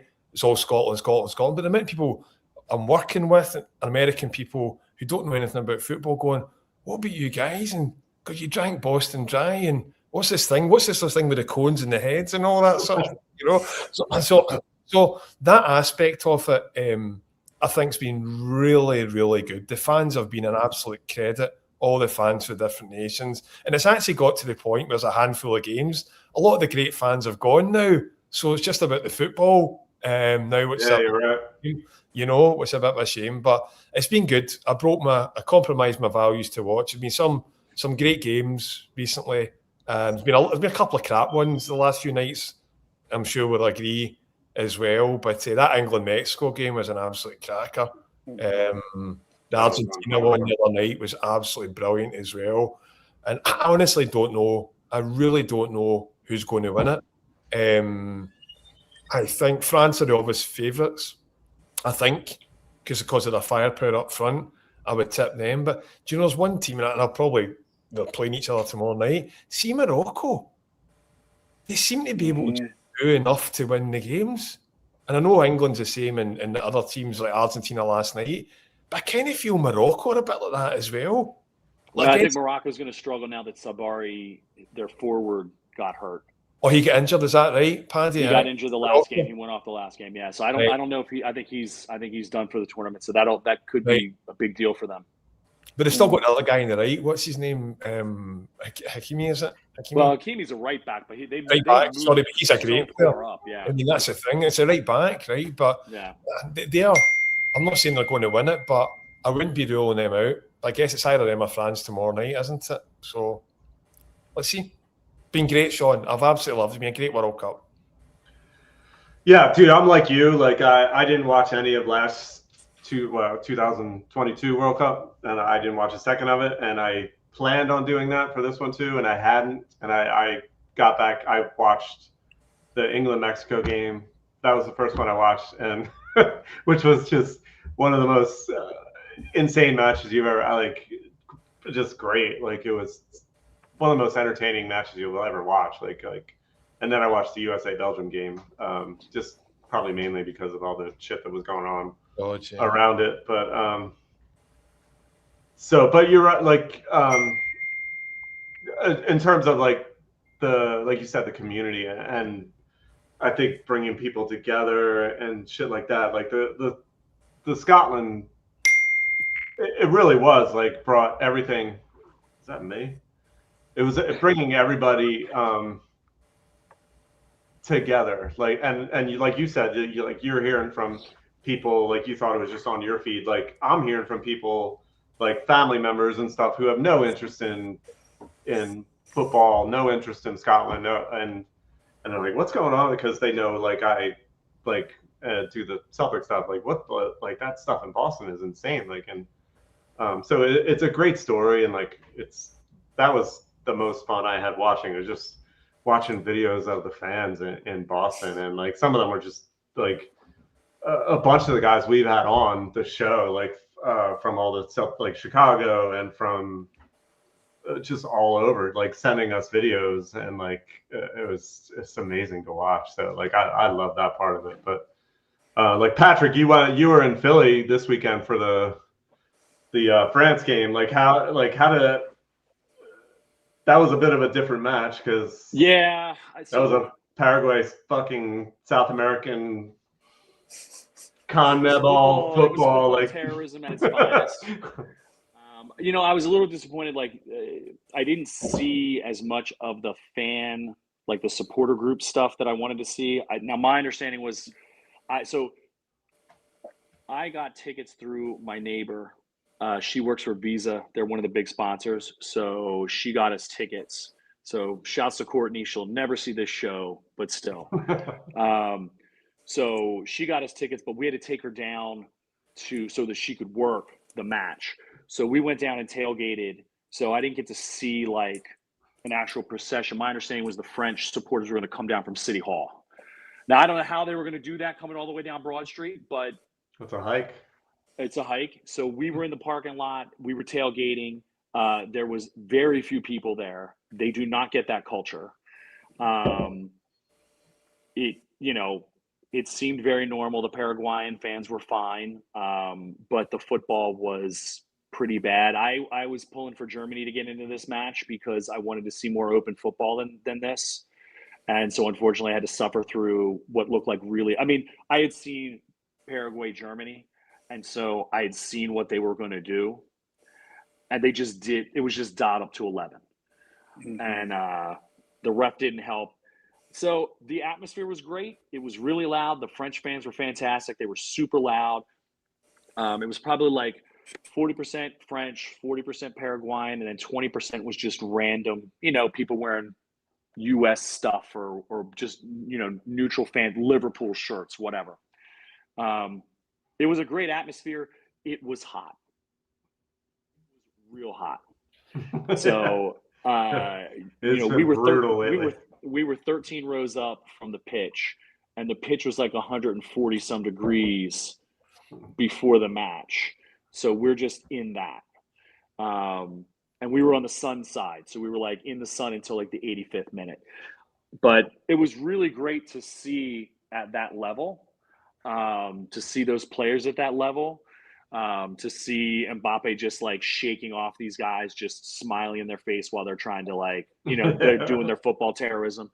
If there's one thing I will say about this tournament, it does show how much favoritism Argentina gets, and it either shows that or it shows the massive discrepancy in officiating. And I think that's the biggest issue that as this tournament has progressed, everyone is seeing it. I think it's great that it's a global stage for everyone to see the corruption that goes on in this organization. but I'm glad that everybody's having a great time about it. And then we ended up being like around the corner from the Paraguay hotel, from like where the players were staying. Didn't run into anybody, didn't shout football terrorism at them or anything like that. But I would have liked to have seen a more open game. That's probably my only disappointment is not seeing more open football. But yeah, I wouldn't give it up for anything. It was an experience for sure. Paddy, I had to watch Scotland. Think how bad it was for me. Yeah, that Haiti match sounded like brutal. Like and it's just, I think we talked about that last week with David and Ben. Like, just come out and play at least against Haiti and try to put up some goals, because it's going to be tough against Morocco and Brazil. Like, get that goal differential up. It was always tough figuring out where the goals were going to come from this team, because they can't run everything through McTominay. As much as I would love to see that, like, you just can't. And it was really tough seeing where the goals were going to come from when they got into like this kind of, this level where it was going to come from. So they wouldn't need it. I mean, it's the way it worked out. 7 out the top 8, and they came third, get 4 points. There's only one team with 3 points that came 8th in the third team. One other thing, Sean, I wanted to throw out there, just as a quick discussion point, is I saw a lot of narrative in the media and social media that can kind of portray a certain image, and it was like folk with domestic football jerseys on following their football. Yeah, we talked about that last week too. Did you? So I'm not quite sure. A little bit. So go ahead. I like your perspective. So yeah, I'd love to give my perspective on it actually. So so here's the thing: if I'm going to see Scotland, I'm not going to wear my Celtic jersey. I'll wear my Scotland jersey, whatever, right? Whatever. But I have no issue whatsoever with anybody else wearing a Celtic jersey, a Rangers jersey, a Hearts jersey, whatever it is. They can go and wear what they want. If that's how they identify, even though they're Scottish, whatever else, no problem at all. When I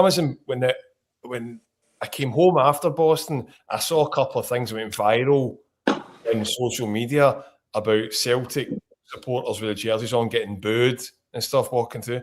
Yeah, the Celtic jerseys I saw there, I never get any hassle at all whatsoever. Fine, a couple of guys with Rangers tops on, nobody giving them any hassle whatsoever. So these things get blown out of proportion sometimes, right? And you see one thing and everybody thinks that's what's going on. So I guess the point I'm making is everybody, it's up to themselves at the end of the day. We're all individuals. Do what you want. Yeah. Fill your boots, I don't have an issue. One very funny story for you, though, So there's a guy at our supporters club, and I see Stevie. Stevie was online from the Jersey Shore. He's one of Stevie's members, and I'm not going to mention the guy's name. He's a pal of mine.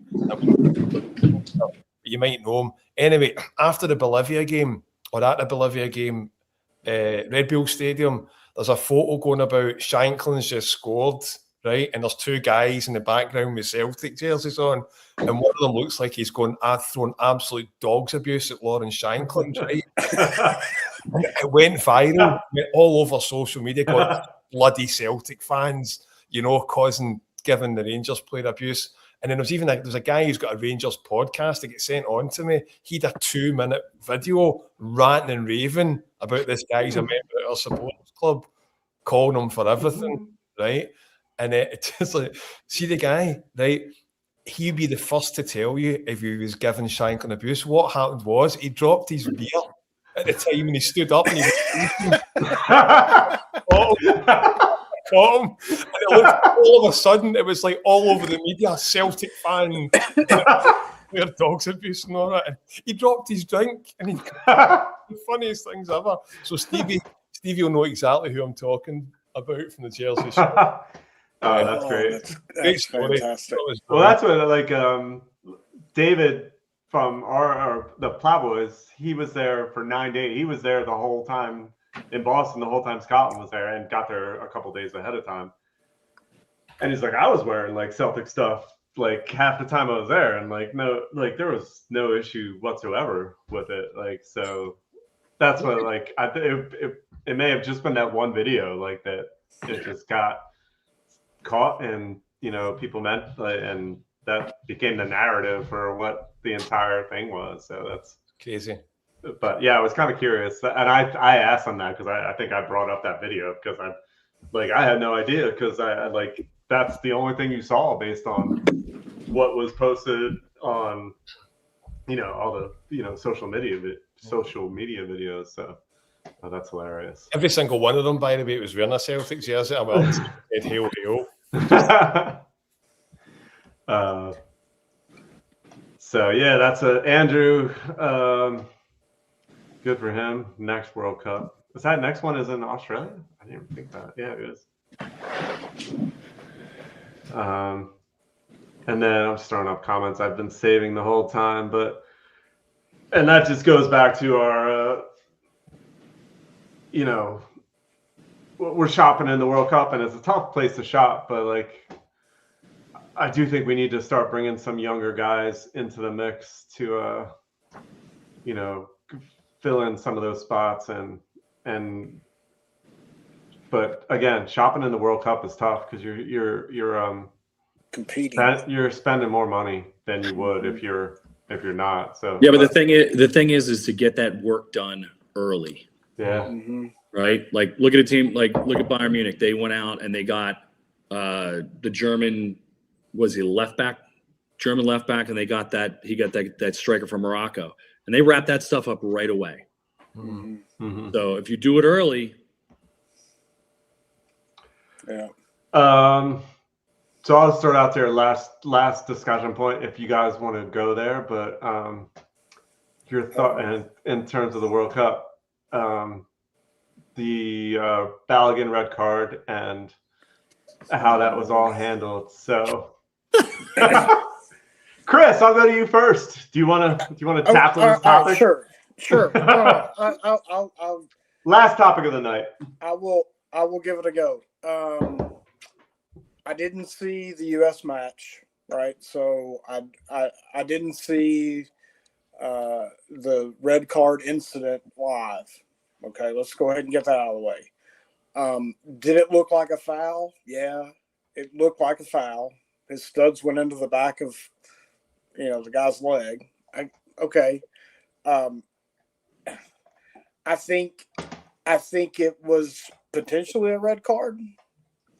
I can't say that it was a definitive, because really the only thing that I've really seen has been that still image of, his cleat going into the back of the guy's leg. So if you're going off of just that, I would say that it was probably a red card, right? But in the heat of the moment, the referee should have maybe yellow carded him. And then if VAR intervenes after that, okay, whatever.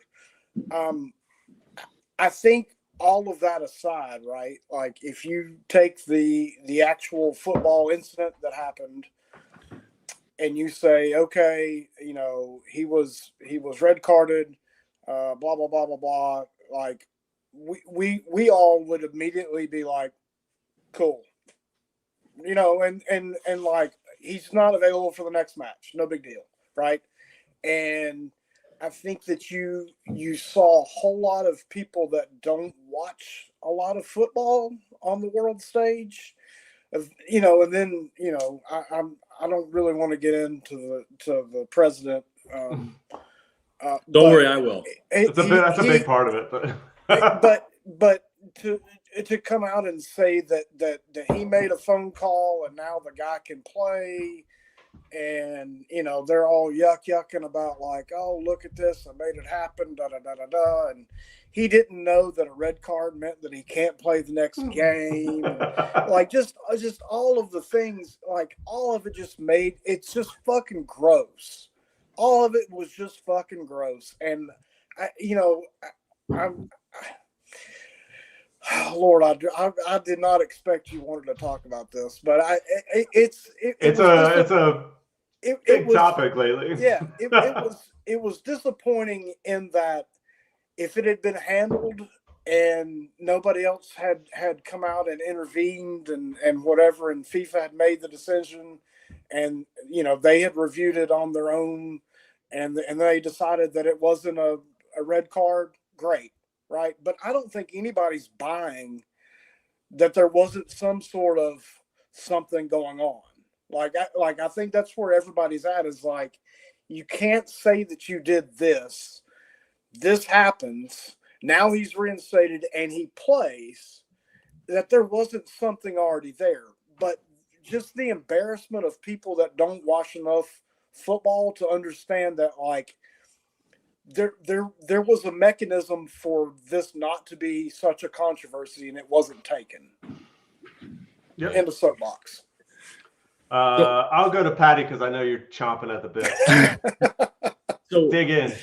I'll say this, and so I'm going to go all the way back to May. Ronaldo gets suspended, serves a 1-match ban. They suspend the other 2 games because he would have missed group stage matches. Enzo Fernandez, I think it was for Enzo Fernandez. Nicolas Otamendi and Caicedo both had red card suspensions suspended ahead of the World Cup because they wouldn't play. So there's already a precedent. Then what?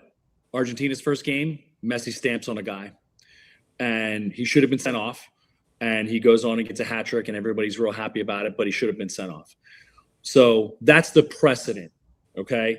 And so, that's the precedent going into the match. And I was down at my local pub watching the match. And so I'm sitting in front of a giant TV. In real time, Flo clatters into the guy. It's definitely a foul, probably yellow. When you start slowing it down and you show him rolling the ankle, obviously that's like a bad thing. So because they don't card it, they've got to go to VAR. I get it. But as soon as they go to VAR, everything gets sideways. Is it an unlucky red? Sure, right? It's a fine line, right? It's probably just a yellow. Let's be honest. It's probably just yellow. Remember how I said we've put all the corruption on full display? That's what we did, right? Mm-hmm. Because the first thing they said was, well, we're going to challenge it. Like, they should challenge it. And then FIFA came out like the next day and said, oh, no, you can't challenge this. So I was like, oh, well, you can't challenge it now. And then to find out that, the president and Rudy Giuliani's kid and some lawyers and Howard Lutnick, who was sitting next to Infantino during that match, came out and said, hey, we're going to put some pressure on this guy. We're going to do this thing.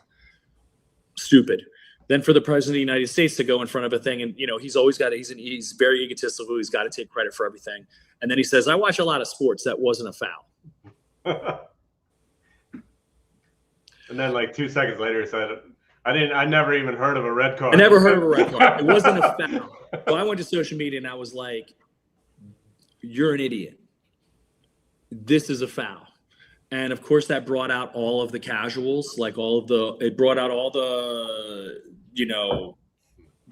the deranged Trump fans who are like, oh, he did this. You should leave the country if you don't like this or whatever. Like, I can't believe you hate America.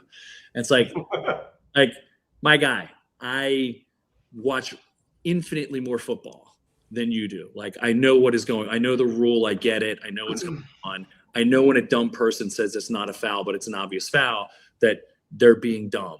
And when the corruption is on full display, it's just being corrupt. So, the U.S. did what the U.S. did, or what they always do. They get knocked out in the round of 16. That's what happened. It just made our country look a lot worse, because the last thing I want to see is Lukaku doing the Trump jerk off dance in the locker room after the match. And I think they're literally playing YMCA while they were doing this. They were. So that is the shame, right? That's the shame. He puts his hands on it. Everything turns to shit. It's bad. That's what happens. But like I said, this goes back to the double standard of how everything gets treated, whether it's real speed or slow speed or whatever. It's how how the officiating has been, how the corruption has come out into play, how these tournaments run. I'm with Stevie. I don't even really want to watch the World Cup. I don't want to watch it. I don't want to watch the Nations League. I don't want to watch any of this stuff because I don't I don't like it, man. I can't stand the corruption. It's, it's bad enough we watch like the Champions League and we know UEFA's corrupt, but like FIFA takes it to another level. And so was it a foul? Yes. Was it a red card? Not in my opinion, but I could see how that would happen. Yeah. It's an integrity. It's funny, Paddy, just when you're talking, you mentioned myself there, put myself in your own shoes. It's an integrity thing. Because what happened to the last World Cup was I didn't watch it because I heard a lot of people complaining about it, commentators and pundits, and then they're travelling over there and spending 4 to 6 weeks, even though they're complaining about it. So if I'm complaining about it, look at myself in the mirror. If you're not happy with it, don't watch it or whatever. Do you know what I'm saying? So either then it becomes an integrity thing if I'm sitting mouthing off or voicing an opinion, and then it's hypocritical, right? So I think we're on the same page there. What I would say about it is, so first of all, there's definitely back home. But so when I say back home, back in Scotland, where it's Celtic or the big team of Rangers, right?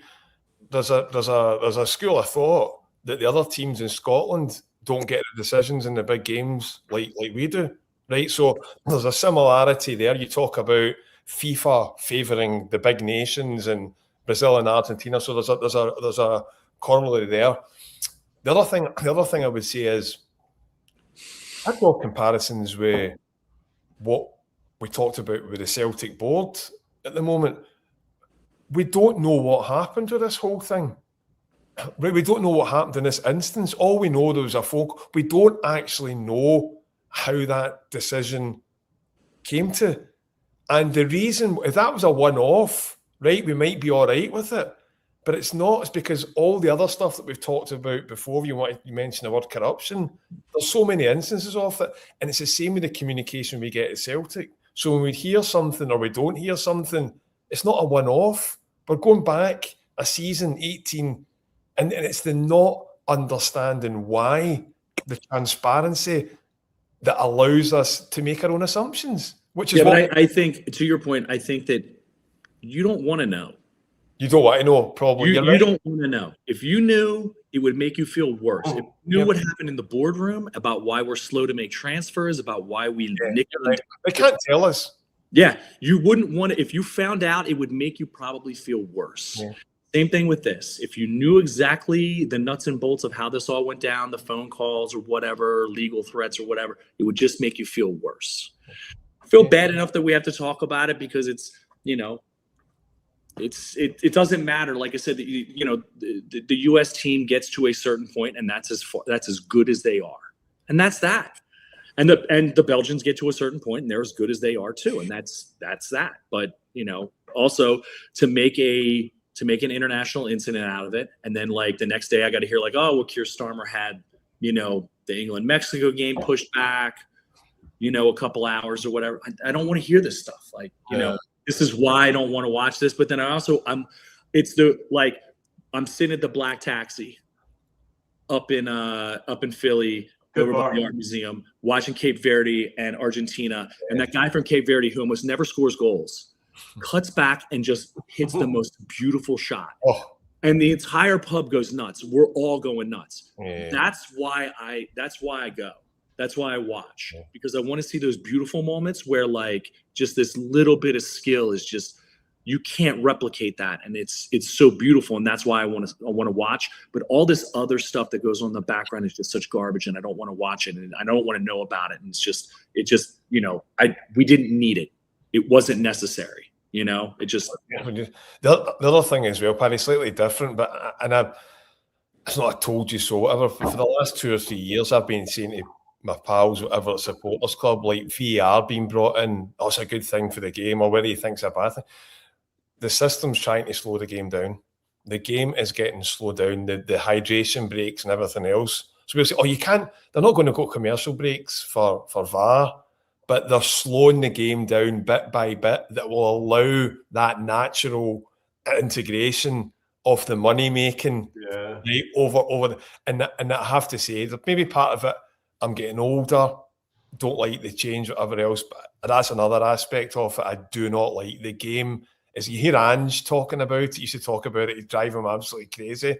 the game is getting slowed down, guys, and it's going one way.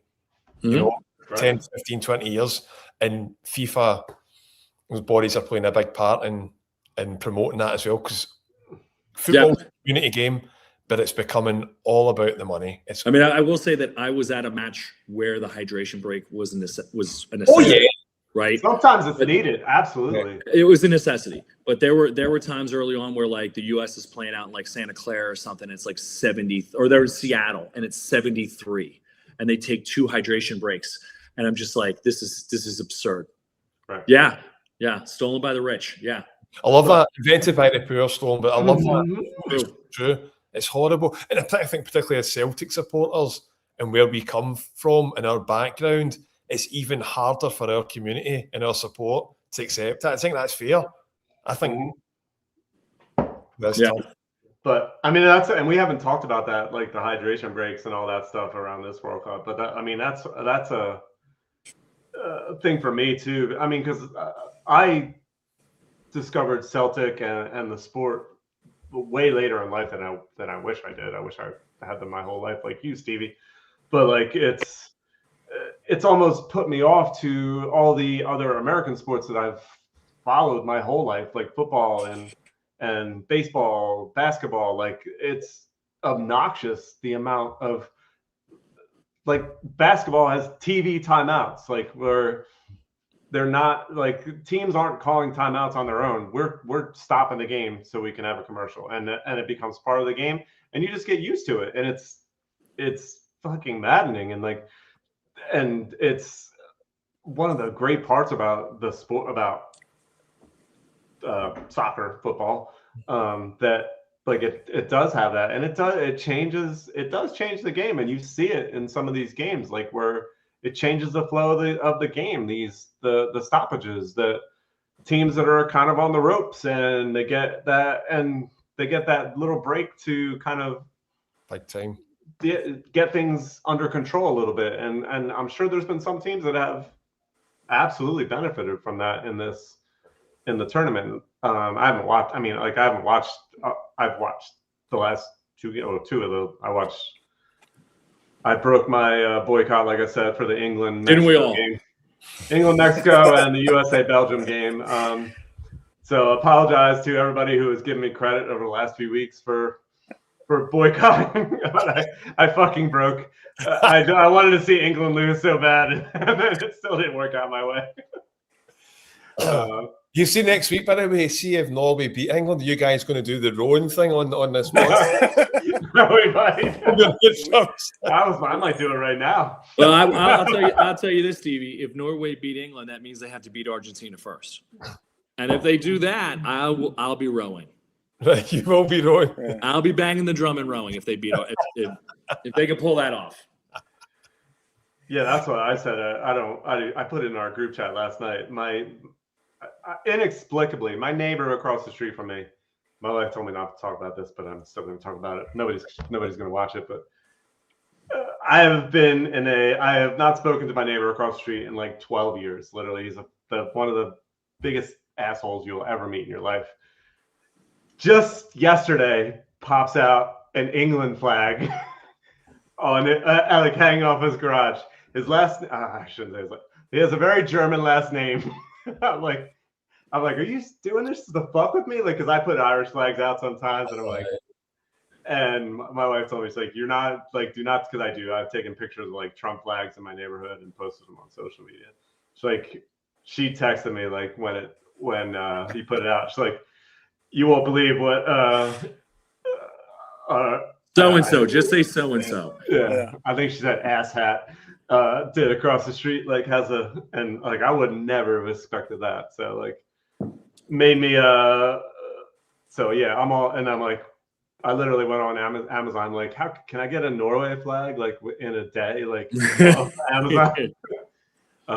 Because but at the same time I can't imagine he watches the World Cup. He's, I don't know, whatever. But well, that's to Chris's point earlier, like, there is, to the pubs that we go to, to the pubs that we go to watch football, they are now overrun with a lot of like casuals who, you know, it's that kind of like, it's the Olympics thing where people just come out, you know, because it's that time of the year. It's like national team stuff. And so you have all these like casuals coming out, and that's the flood of like, you know, these casual people coming out to watch it. And they don't really know about it necessarily, but they're going to be real nationalistic about some part of it, I guess. So, you know, is it the time of year to go hang out at your pub that's going to be overrun by casuals? I don't know. Well, I would say the frustrating thing is that a lot of those people that got on board were not necessarily a big fan of the sport to begin with. Yeah. But they piled on because of, oh, it's in social media, and oh, here's all these Scotland fans are doing this big thing in Boston, and where's the American response? And then they finally jump on board. But I mean, they're the first people that are call you names for watching football to begin with. I mean, well, if you know the history. Exactly.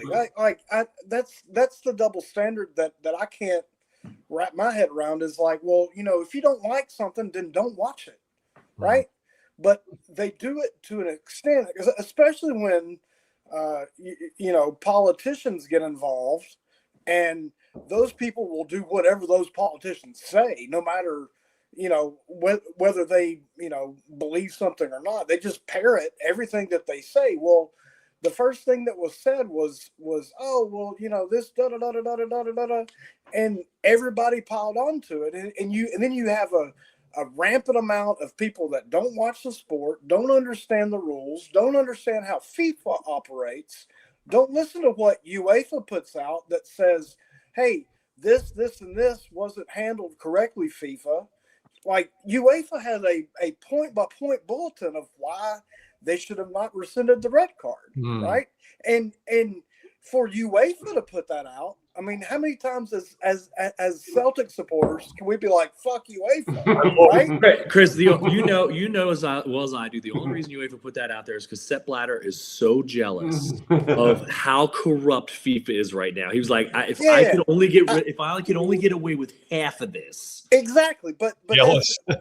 but that's exactly my point. Is if it got to that, right, and people that have known UEFA things for, you know, 20 years or whatever it is, that like this kind of stuff is going to happen, and then FIFA getting involved even further, you pile that on to people that don't pay attention to the sport and don't watch it, and are being to your point, ultra nationalistic. Hell, I can't even say it right. You know what I'm saying? Like, yep. they're so pro USA that they can't think straight. I mean, it's just, if you don't like something, man, just turn it off. Like, quit ruining it for other people that just enjoy watching the sport, no matter who they're pulling for. Like, that's the thing I don't understand about, you know, where we are in the United States about, you know, watching football. Yeah, exactly. Yeah, it's like I said, it's the Olympics, it's the nationalism thing. People want to do that, and that's fine, but like, you know, I don't know. It's just like the unnecessary arguing with people who don't normally watch football, talking about what is and what is not a foul. Yeah. And then, you know, like I have a good friend of mine. He was like, I was actually in France at the time, and I don't really watch football, but like, you know, Trump's your president or whatever. And I'm like, that's like, none of this is the point. Like the point exactly. is that I know what happened, and he said it wasn't a foul, and he's 100% wrong. And then everything else is irrelevant. Doesn't matter if he gets a red card. Doesn't matter if he gets suspended. The team doesn't win with him. The team doesn't win without him. It doesn't make a difference. But here we are arguing about something silly because you really don't know what you're talking about. Mm-hmm. But you chose to come out and argue about it because America, which is fine, but it's not. So. Right. All right. Well, I think we'll wrap it up there. I think we tackled that. I didn't get to give my opinion on it yet, but I think you probably know my opinion based on talk over the last year. But yeah, so we've almost gone 2 hours. Well, we will end up going 2 hours. So. Oh wow. Yeah. So thank you, Stevie and Yes, thank Patty, y'all. for coming on. This was a lot of fun, and Yeah. I knew it would be. It always is every week. And thanks to everybody for getting in the chat. The comments were great as always. If you can, give us a like and subscribe on the channel. It just helps you guys find us for, week in and week out, and just gets more people watching us, which is awesome. And like it's been a little slower in the off season, which was kind of expected, but we kind of wanted to keep this going just because it's fun. Like, I know me and Chris, like, we enjoy just talking about Celtics every week. It's an outlet, and it's great. So so thanks everyone. I didn't mention it beforehand to Stevie and Patty. If you guys want to stick around after we do, we can do a little rehash after. Me and Chris forgot to mention that. So, but if you got to go, you got to go, and that's cool too. So, but yeah, so thanks everybody for watching tonight, and we will see you next week. We have no guest lineup for next week, so me and Chris have to get together and figure that out, and we will. So we'll see you next week at 8 p.m. Eastern time on the U.S. On Wednesday night again. So cheers, y'all. Thanks, Stevie and Patty and Chris. Thank you. Check y'all off. Thanks, everyone.